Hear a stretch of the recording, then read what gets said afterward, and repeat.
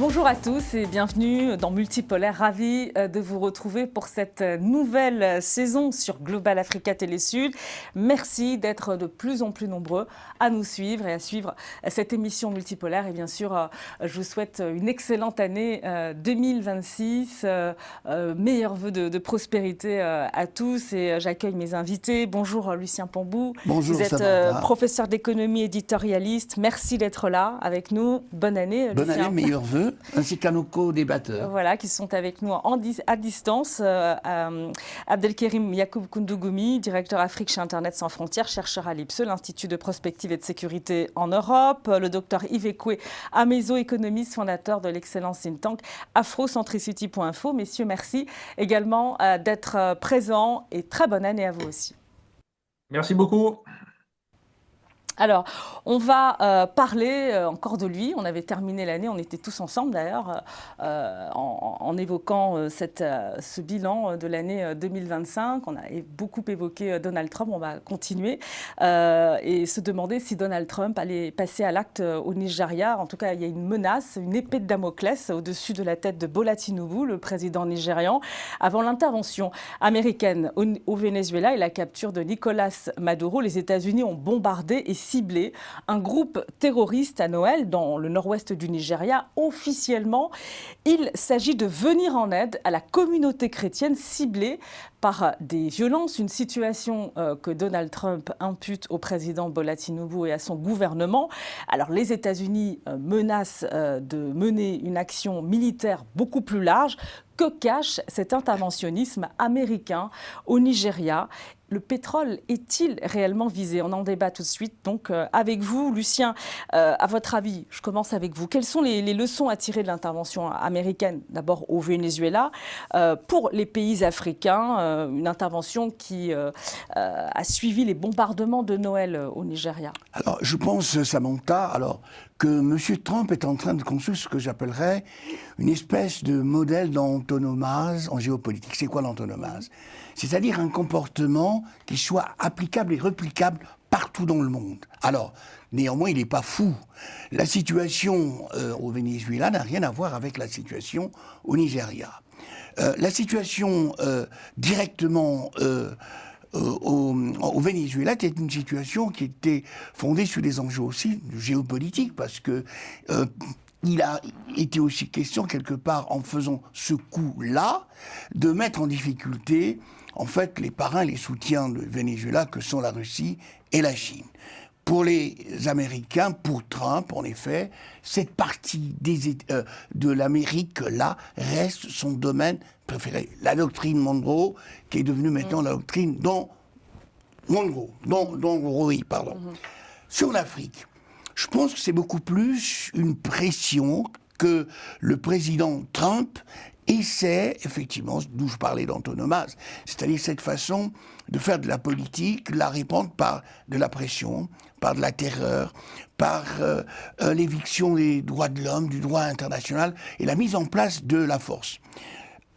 Monsieur Tibounou a répondu en disant non, c'est pas un problème en fait religieux, même si on sait que depuis le Biafra, effectivement, depuis les années 67 à 70, il y a eu cette guerre du Biafra qui a quand même montré que, en effet, il y a des problèmes entre les musulmans, donc sunnites, et les chrétiens, enfin les chrétiens au sens large, protestants, évangélistes.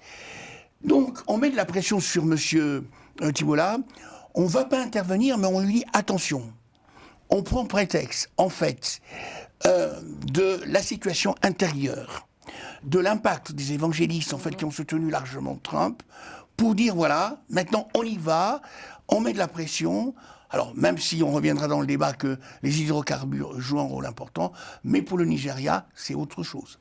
Alors, vous avez soulevé un point important, et d'ailleurs, c'est une question aussi que j'aimerais vous poser.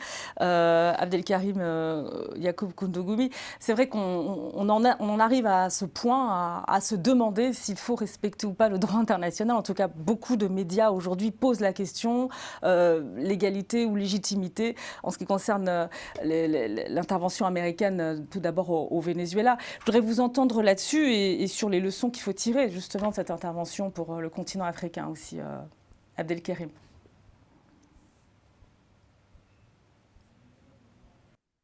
le Venezuela et les États-Unis, ça n'a pas commencé aujourd'hui. Ce n'est pas la première intervention des États-Unis contre le Venezuela non plus. Là, ce que Trump a fait dernièrement, ça a montré juste l'échec de toutes ces coercitions financières ou des sanctions et d'autres stratégies utilisées pour soumettre Caracas. Et maintenant, la nouveauté dans cette stratégie, c'est qu'aujourd'hui, Donald Trump a utilisé la force brute, comme on dit, c'est cette force pour aujourd'hui essayer de reconquérir ou reprendre la main sur le Venezuela parce que n'oubliez pas que les États-Unis étaient pendant 80 ans au Venezuela et que des entreprises américaines contrôlaient ces pays-là avant la révolution de Chavez. Après la révolution de Chavez, on a très bien vu que les États-Unis n'ont pas lâché l'affaire. Ils ont tout fait pour mettre des bâtons dans le roue et faire en sorte que ces gouvernements de Chavez, ces régimes, ne puissent tenir pendant longtemps. Maintenant, ce n'est pas seulement c'est un problème de ressources, parce que quand on regarde un peu largement, c'est vraiment c'est un problème multifactoriel. Il y a diplomatique, mais aussi économique et financier, parce que le dollar est en mal en point et aujourd'hui, le Venezuela a décidé aussi de vendre son pétrole non pas en dollars et aussi dédollarisation de la vente du pétrole. Donc, on voit très bien que moi, je pense que la réaction de ces États-Unis, parce que les États-Unis sentent l'effondrement du dollar, parce que beaucoup de pays sont producteurs de pétrole, sont en train de diversifier la vente de leurs ressources avec d'autres monnaies, le yuan ou bien le monnaie indienne ou d'autres monnaies. Ainsi, le dollar n'est plus la monnaie unique. Alors que l'économie américaine était bâtie, l'architecture de l'économie américaine était sur le pétrodollar. Et si aujourd'hui le dollar s'effondre, les États-Unis auront un sérieux problème. Donc voilà pourquoi je pense que cette brutalité s'exprime par cette peur des États-Unis de voir se retrouver aujourd'hui avec un dollar qui n'est plus maître du monde. Et c'est vrai qu'il y a de Quant nombreux à pays la, africains, quant à dont la, le... C'est vrai voilà, bon, pour l'Afrique, je viendrai plus tard si vous souhaitez. Ouais. Et c'est vrai qu'il y a de nombreux pays africains qui souhaitent sortir aussi de cette dépendance au dollar, notamment le Nigeria. Hein. Le Naira était en chute libre et c'est vrai qu'il y a une tendance en fait à vouloir effectivement trouver des alternatives au dollar. Docteur Ameizo, sur toutes les questions que l'on vient de soulever. Votre avis? Écoutez, je partage tout ce qui a été dit. Je vais les résumer en 4 points, moi, de mon point de vue. Hein. Il y a d'abord, et il faut le dire, la violation de la Charte des Nations Unies depuis 1945. Il y a le non-recours à la force, la non-agression d'un État en temps de paix. Or, qu'est-ce qui s'est passé? On vient simplement de violer le droit international. On a même fait du kidnapping. Et paradoxalement, ce n'est pas n'importe quel kidnapping, c'est un kidnapping payant.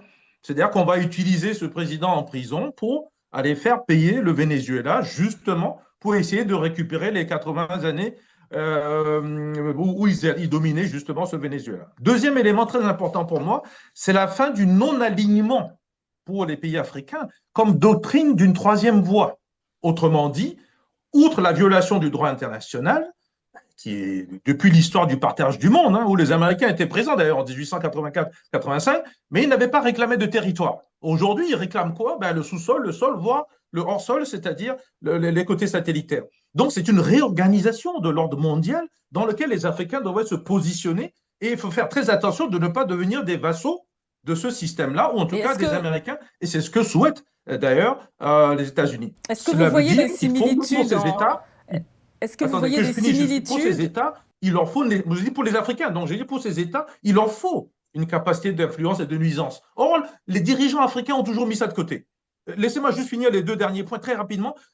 Il n'y a aucun recours possible aujourd'hui contre la force du plus fort et du plus brutal. Or, pour contrer une force, Donald Trump ne s'attaque pas à la Corée du Nord, ne s'attaque pas à la Chine, ne s'attaque pas à la Russie. Donc, il faut bien montrer quand il y a une capacité de nuisance, Donald Trump, il négocie aussi comme tout le monde. Et enfin, et là, je pense que beaucoup de gens ne l'ont pas vu, il y a quand même une stratégie de diversion de Donald Trump autour de tout ce bruit qu'il fait, parce qu'en réalité, au niveau du Congrès en décembre, il s'est passé quelque chose qui est peut-être passé inaperçu, c'est qu'une partie des républicains se sont mis du côté des démocrates pour aller insister, pour qu'ils déclassent les documents sur ses propres comptes. et essentiellement pour des déclarations fiscales qui sont inexactes ou sous-estimées, un conflit d'intérêts que tout le monde voit, mais on n'arrive pas à le prouver, et peut-être même de la corruption. Donc, de présidents qui commencent par P, il pourrait se retrouver aussi comme prisonnier quelque part dans les années à venir. Donc, c'est surtout pour cacher ça au niveau de sa population et de son électorat. Donc, Alors voilà c'est les vrai que 4 points qui me Donald semblent Trump importants a de au nombreux départ. détracteurs et peut-être même y compris désormais au sein des Républicains. Abdelkerim Yacoub Kounougoumi, est-ce que vous voyez des similitudes entre ce qui s'est passé au Venezuela et l'intervention américaine également au Nigeria? Il n'y a pas de similitude directe, factuelle, parce que il peut y avoir des similitudes politiques, parce que là, on voit très bien que les États-Unis essayent de pouvoir imposer leur leadership de façon brutale. Mais la similitude factuelle n'est pas parce que il n'y a pas une intervention unilatérale des États-Unis imposée. Alors qu'au Venezuela, on a vu les États-Unis, c'est une intervention unilatérale. Alors qu'au Nigeria, en tout cas officiellement, M. Tinubu a dit que c'était une intervention concertée, même s'il y a eu des menaces de Donald Trump. On voit bien que ces menaces sont des menaces plutôt pour signaler ou envoyer des signaux à ce gouvernement de dire attention, si vous ne faites pas ce que je dis ou si vous ne suivez pas la stratégie américaine, eh bien, nous allons vous imposer. Donc, je pense que c'est plutôt sur ce côté-là qu'il faut voir. Et aussi les narratifs qu'ils ont utilisés. Vous voyez, c'est une narratif domestique, c'est la lutte pour protéger les chrétiens, c'est la lutte contre le terrorisme. Donc, je pense que globalement, il n'y a aucune similitude factuelle, mais plutôt la politique est similaire. Ça veut dire que les États-Unis reviennent pour récupérer, pour mettre la main sur les ressources en utilisant des récits et des arguments qui sont complètement différents du Venezuela et du Nigeria. Alors Alors, justement, le sur les troisième point qui est motivations. important, le troisième point, c'est en ce qui concerne le Nigeria et les pays africains. En fait, en agissant ainsi sur le Nigeria ou en faisant ces actions sur le Nigeria, en fait, Donald Trump ne s'adresse pas uniquement au Nigeria. Donald Trump envoie des signaux à tous les pays africains des champs où les Américains ont des intérêts ou veulent avoir des intérêts ou se battent pour une captation de ressources. Ça veut dire qu'ils prennent juste le Nigeria pour donner l'exemple aux autres. Vous voyez, si aujourd'hui le Nigeria, le pays le plus puissant économiquement ou même militairement de l'Afrique de l'Ouest, qui domine un peu la CEDEAO, se fait soumettre, eh bien, tous les autres pays, vous voyez la réaction des autres pays, je veux dire.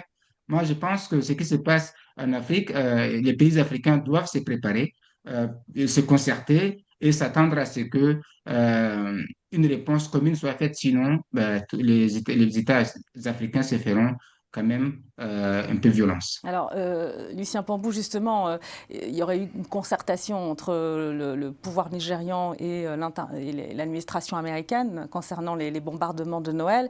Les relations, justement, entre Bola Tinubu et Donald Trump, qu'est-ce qu'on peut dire là-dessus, en sachant qu'on a l'impression un peu qu'on se retrouve dans la même situation qu'avec Cyril Ramaphosa. Il faut se souvenir que bon, les relations n'étaient pas forcément mauvaises. Hein. On a vu que dans le bureau ovale, ça s'était plutôt bien passé, que le président sud-africain avait bien géré la situation. Mais là aussi, il y a eu cette histoire de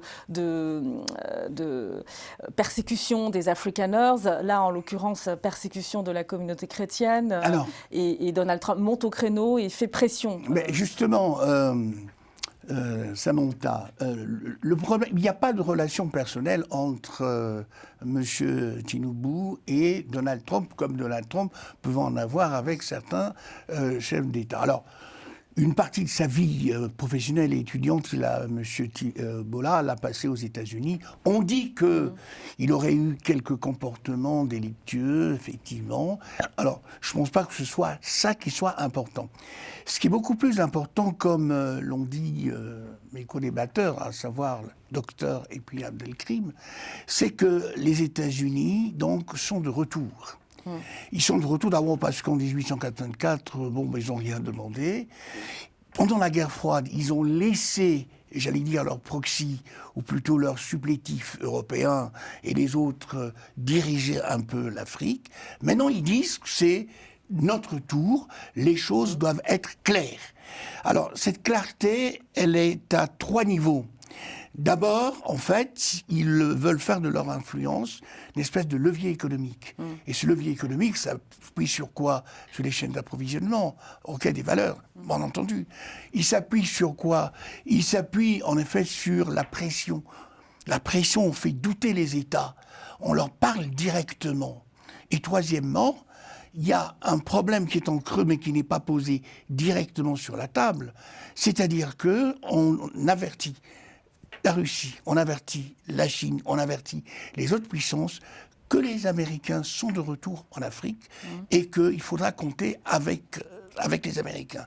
Donc il y a là une lutte de pouvoir et d'influence qui, à mon avis, de mon point de vue, va continuer. Ce qui fait qu'aujourd'hui, Trump met en place un modèle, bon, je l'ai appelé l'antonomasse, c'est un modèle qui veut dire simplement que dorénavant, tout le monde fera comme les États-Unis, c'est-à-dire plus de respect du droit, valorisation de la force, capacité de manipuler les élites intellectuelles africaines. Avec c'est quoi le but? Est-ce que c'est le pétrole? Je pose la question directement parce que j'ai juste ce chiffre. Hein, selon les données de l'Agence américaine d'information sur l'énergie, les exportations de pétrole nigérian vers les États-Unis étaient de 33,23 millions de barils entre janvier et août 2025, ce qui place quand même le Nigeria au rang de premier exportateur africain de pétrole vers les États-Unis. Et comme Caracas, Abuja est un fournisseur majeur de pétrole, premier producteur d'or noir de gaz en Afrique. D'où ma question. Mais Samantha, bien sûr, il faut être naïf pour mettre... Non, mais parce que c'est une question qui fait débat. Enfin. Oui, ça fait débat, mais on peut répondre aussi... en disant, écoutez, les Américains produisent énormément de pétrole, d'accord? Pourquoi vont-ils faire du pétrole un enjeu géopolitique? Mais pour leur influence. Pour, en fait, dire que, finalement, ils ont besoin de ce pétrole-là pour imposer leur façon de voir au reste du monde. Est-ce que là-dessus, on va écouter le docteur Amezo sur l'approvisionnement? Est-ce que les États-Unis peuvent se passer de pétrole étranger? Ils ont suffisamment de pétrole? Ou on est sur un enjeu stratégique qui concerne l'approvisionnement ou l'influence? Non, je partage ce qui vient d'être dit. Il faut revenir. La nouvelle doctrine de sécurité nationale des Américains, des États-Unis est claire. Il faut restaurer la prééminence américaine. Donc, ça a été dit. Et il faut le faire dans des espaces que les États-Unis considèrent comme étant, entre guillemets, leur propriété.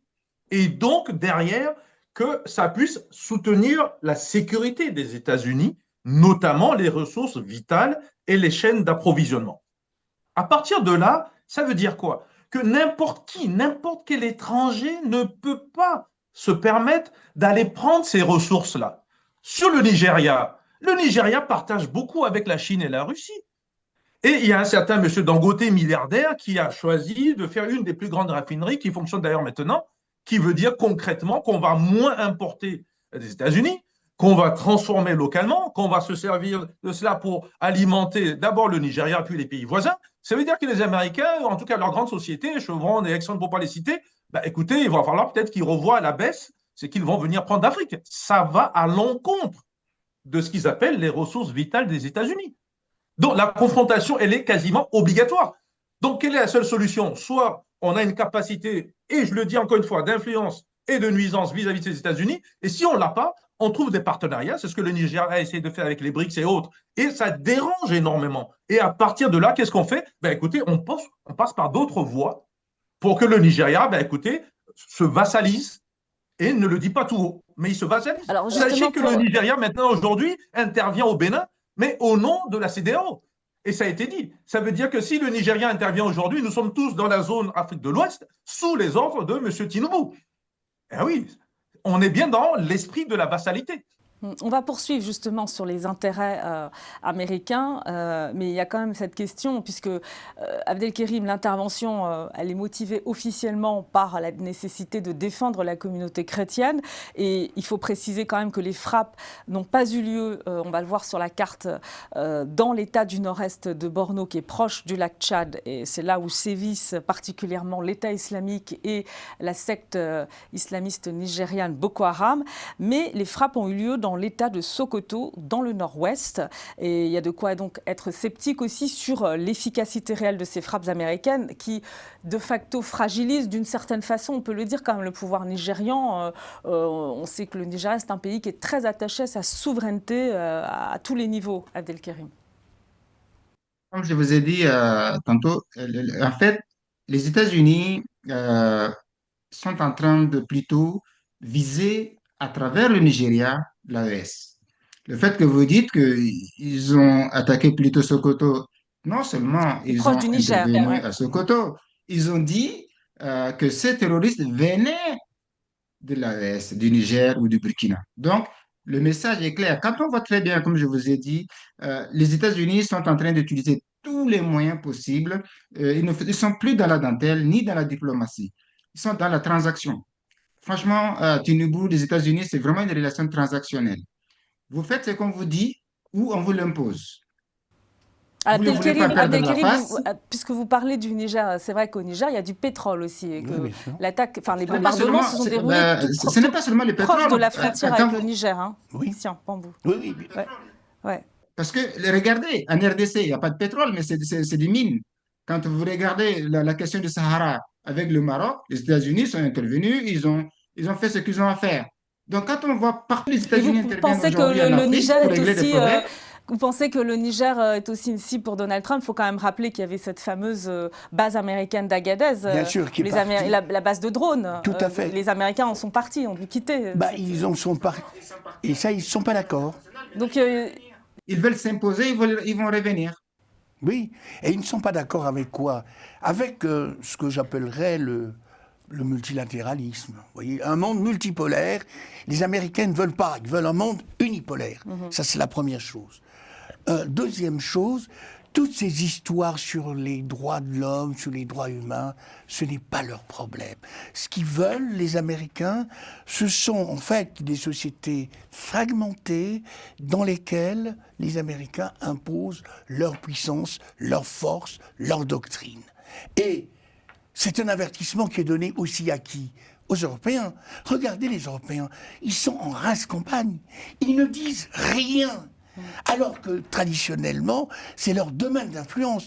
Alors c'est vrai qu'on n'a pas du tout entendu la France non, pas du tout. Au moment de cette intervention. Et vous évoquiez les compagnies pétrolières américaines, Chevron, ExxonMobil. Il faut savoir que Chevron négocie actuellement l'achat de licences qui sont mises aux enchères. Et d'ailleurs, a acheté, la compagnie Chevron a acheté 40% de 2 licences d'exploration offshore détenues par Total Energy. Bon, je ne sais pas si on peut faire le lien, mais en tout cas, on n'a pas beaucoup entendu la France au moment de cette intervention parce qu'elle n'a rien à dire. Militaire. Elle n'a rien à dire. Alors, au Nigeria. Elle n'a rien à dire. Je fais une extension. Elle essaie de parler à propos du Groenland parce que c'est facile, parce qu'il y a toute l'Union européenne. Mais tout le monde sait très bien que, concernant l'Afrique, la France joue un rôle important. Elle aurait son mot à dire. Avant, qu'est-ce qui se passait? Ce que font les Américains au grand jour, les chefs d'État occidentaux, européens le faisaient.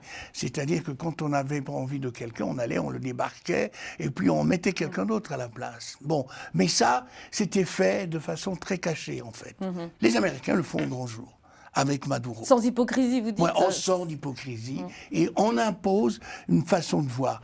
Les hydrocarbures, les minerais, les ressources sont des éléments très vitaux pour la prospérité américaine. Il faut qu'on le comprenne. Alors, ce que disent aussi les Américains, docteur Amezo, c'est que le business va être profitable pour tout le monde. Ça, c'est un argument qui est mis en avant par Donald Trump. C'est pas vrai. Les États-Unis ont été les spécialistes du marketing. Donc, si vous passez votre temps à analyser les arguments qu'ils annoncent avant d'intervenir, vous risquez de vous perdre. N'oubliez jamais qu'il s'agissait d'une petite gourde qui n'était pas la potion magique, dans laquelle il y avait de l'eau qui a été utilisée pour aller attaquer l'Irak. Et donc, il ne faut jamais oublier leur capacité. On n'est pas tout à fait dans les mêmes contextes. Bon, mais si, parce que tout ceci, ce sont des pays pétroliers. Et à l'époque, il y a eu une évolution. On est passé du pétrole aux ressources stratégiques et de plus large que ces ressources, entre guillemets, appartiennent aux États-Unis. C'est ça le problème. On est dans une colonisation qui ne veut pas dire son nom. Et personne ne veut le dire. Alors, sur la France, vous avez raison d'en parler. La France a choisi la vassalité. Il faut écouter ce qui a été dit par le président français Emmanuel Macron. C'est la vassalité pour survivre à Trump. Sauf que cette vassalité-là s'appliquait aussi à la... Quelles sont les parades possibles face à Donald Trump aujourd'hui? Il ne faut surtout pas le froisser, il ne faut surtout pas entrer dans un jeu de confrontation. Monsieur Trump, sur le plan économique, veut d'abord prendre la place qu'avaient ces pays européens, et la France en particulier, dans les pays africains. Parce que c'est vrai que le Nigeria a besoin d'investissement. Les enjeux ils sont colossaux. Il y a des projets gaziers, pétroliers, et le Nigeria table sur des investissements d'envergure. Donc pourquoi pas avec les États-Unis finalement? Mais écoutez, vous parlez toujours comme si les États-Unis faisaient ce qu'ils disaient. Non. Pourquoi? Ben oui, mais pourquoi M. Dangote est allé chercher des Indiens pour faire l'investissement? Les Américains auraient pu avoir cet investissement avec M. Dangote, milliardaire, afro-capitaliste, comme on les appelle là-bas. Pourquoi ça n'a pas été fait? C'est qu'il y a le discours et il y a la réalité. La réalité, c'est de prendre cette matière première sans payer. Ce que j'appelle le fait de prendre et d'abuser du bien d'autrui sans payer. Vous êtes d'accord, Abdelkerim? Oui, mais il faut aussi encore l'étendre dans le sens où les États-Unis sont dans une réaction assez brutale parce qu'ils sont en train de s'effondrer. N'oubliez pas ça. Ce qui est en train de se passer, ce n'est pas entre les pays africains producteurs de pétrole et les États-Unis. Non. Ça, c'est entre les États-Unis et les autres puissances qui sont en train de s'émanciper et essayer de créer des systèmes parallèles et qui ne veulent plus dépendre des systèmes construits après la Deuxième Guerre mondiale par les États-Unis et leurs alliés. C'est ça l'enjeu. L'enjeu, ce n'est pas... Aujourd'hui, pourquoi les États-Unis s'intéressent, par exemple, dans les énergies en Afrique ou au Nigeria, partout? Parce que s'ils contrôlent, et que si les États-Unis contrôlent ces ressources, toutes ces ressources-là seront vendues en dollars. Personne ne pourra aller vendre ça en yuan ou autre monnaie. Vous voyez? Et les États-Unis aujourd'hui consomment 12 millions de barils de pétrole par jour. Et ils en ont besoin 20 millions. Il faut compenser. Et si les États producteurs de ce pétrole décident de vendre au prix du marché à d'autres puissances, eh bien, les États-Unis s'effondreront aussi. Donc, ce qui est en train de se passer, c'est la survie même de l'empire américain. Quand un empire devient brutal, ce n'est pas parce qu'il a plus de force, parce qu'il veut imposer des visions démocratiques, une idéologie, non. Ils ont clairement dit, c'est notre pétrole, c'est notre arrière-cour, on va le prendre que vous le voulez ou pas. Donc, cette posture des États-Unis aujourd'hui qui étonne beaucoup sur la scène politique, moi, ça ne m'étonne pas. Quand on analyse ce qui est en train de se passer, quand on analyse la montée en puissance des BRICS, quand on est en train d'analyser comment la Chine est en train d'organiser justement la dédollarisation avec l'entrée de l'Arabie Saoudite, l'entrée du Venezuela, de l'Algérie et d'autres pays qui veulent aller dans les BRICS, ça veut dire que si aujourd'hui les BRICS réussissent à mettre l'Arabie Saoudite et tous les pays de l'OPEP ensemble, ben c'est fini pour les États-Unis. Donc moi, alors justement là-dessus, justement, vous savez que on parlait du pétrole et vous savez que cette question autour du pétrole, elle fait débat. C'est vrai que le Nigeria, c'est le premier producteur de pétrole en Afrique. Le Venezuela, le premier producteur de pétrole en Amérique du Sud. Et c'est le premier, la Chine est la première importatrice de pétrole vénézuélien, peut-être 80%. Et la Chine, c'est l'un des principaux aussi partenaires commerciaux du Nigeria. Donc finalement, c'est à se demander si ceux qui prétendent que le pétrole, c'est la raison de tout ce qui se passe aujourd'hui, de l'interventionnisme américain, ont raison parce que est-ce que la véritable motivation, ce n'est pas justement de casser le Sud global, de s'en prendre à la Russie, de s'en prendre aux intérêts chinois Vous avez les réponses dans les questions que vous posez, Samantha. Vous avez les réponses. Vous avez mis sur la table les réponses aux questions que vous posez, bien sûr.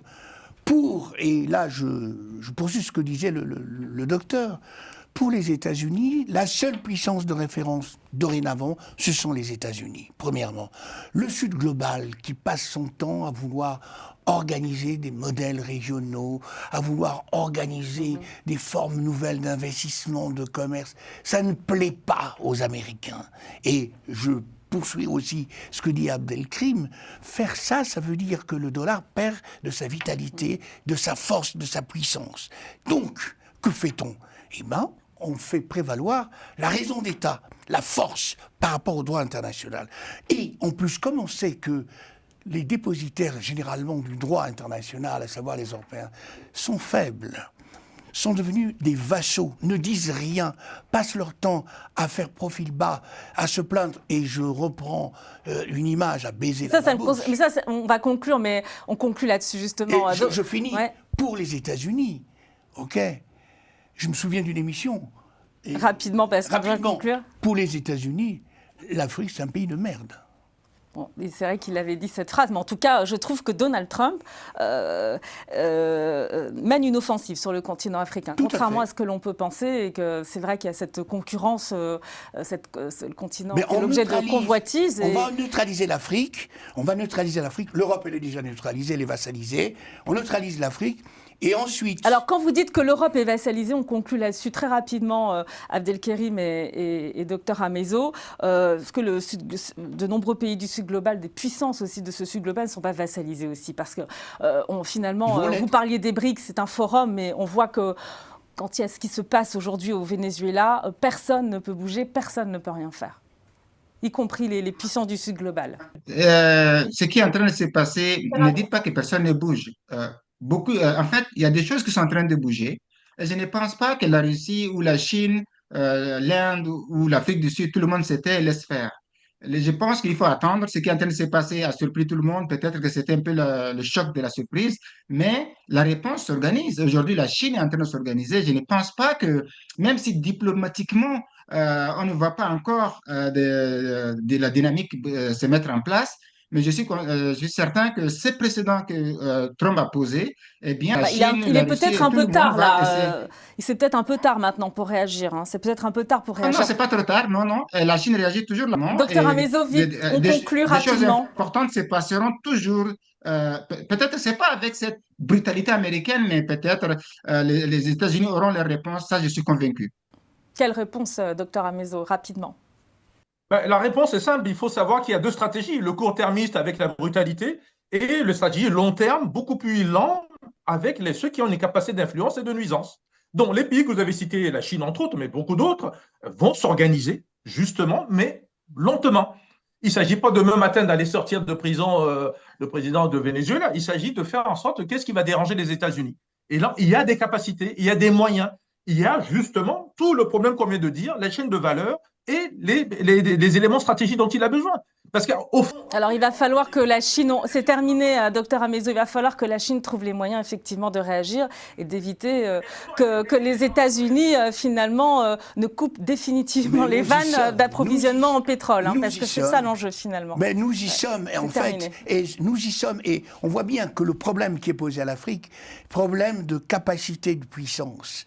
Un pays qui se fait respecter, un pays qui dit son mot, c'est un pays qui a une population forte, qui a une armée forte, qui a une économie forte. Rien de tout ça pour les pays africains. Même s'ils se mettent... Vous êtes un peu dur, vous êtes très très dur. Non, c'est pas dur, c'est la réalité. Non, c'est la réalité. Voilà, rien... Depuis 1963. Mais bien sûr, ils sont pas... Ils passent leur temps à parler. Et maintenant, il faut y aller. Mais voilà. C'est pas la dureté. Merci beaucoup à vous pour vos analyses. Merci Abdelkerim, docteur Amezo, Lucien. Merci d'avoir été présent pour cette première émission de l'année. Merci à Romain Cléco-Demain et Moustapha Kanté pour la réalisation. Merci à vous de nous suivre. On va se retrouver la semaine prochaine. Et puis bien sûr, vous pouvez retrouver Multipolaire sur nos réseaux sociaux. À la semaine prochaine.